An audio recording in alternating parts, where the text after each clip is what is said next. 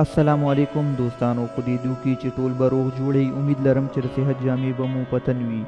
دوستانو، نن زموږ ویډیو د دې په باره کې ده چې منګل ولې په خپلې انټرویو کې وجړل.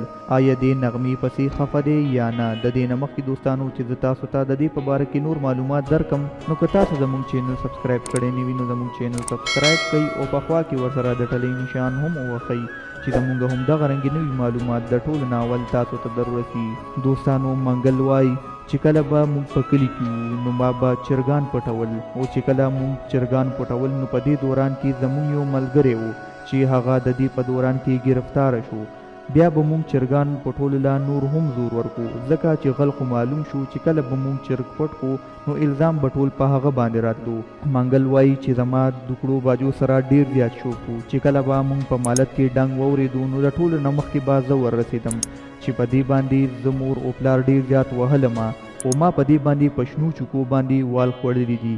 منګل زیاتوي چې زما کله نغمې سره واده وشو نو زموږ په منځ کې څه ناروغیانې راغی چې د دې په نتیجه کې ما نغمې له طلاق ورکو او په دې دوران کې وجړل. د دې نه دا معلومیږي چې منګل نغمې پسې ډیر زیات خفه دی. منګل اوس په لندن کې اوسیږي او هغلته کې خپل ژوند تیروي او هغه غواړي چې یو بل واده وکړي او خپل ژوند تیر کړي. د دې خبرو په جواب کې نغمې وویلې چې منګل هسې لیونی شوی دی او دا د مکر جړه ده. منګل هسې فضول اخته دی، د زما دولت پسې راړولې ده. منګل غواړي چې زه بیا نغمې سره واده وکم او زه د نغمې نه دولت والم. دا د نغمې بیان دی. نغمه وایي چې کله منګل ما سره ظلمونه کول هغه ټیم دته نه یادېږي چې اوس ما پسې جړاګانې کوي.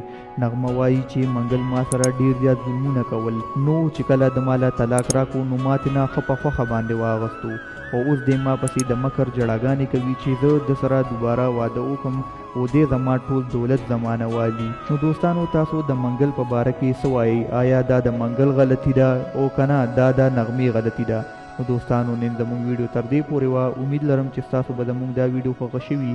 که ستاسو زموږ دا ویډیو خوښه شوي نو زموږ دا ویډیو لایک کړئ او زموږ چینل در سره سبسکرایب کړئ او زموږ دا ویډیو نور ملګرو سره هم شیر کړئ چې هغوی هم د دې معلوماتو نه خبر شي چې هغوی ته نه خبره وي. راتلونکي ویډیو پورې د الله په امان.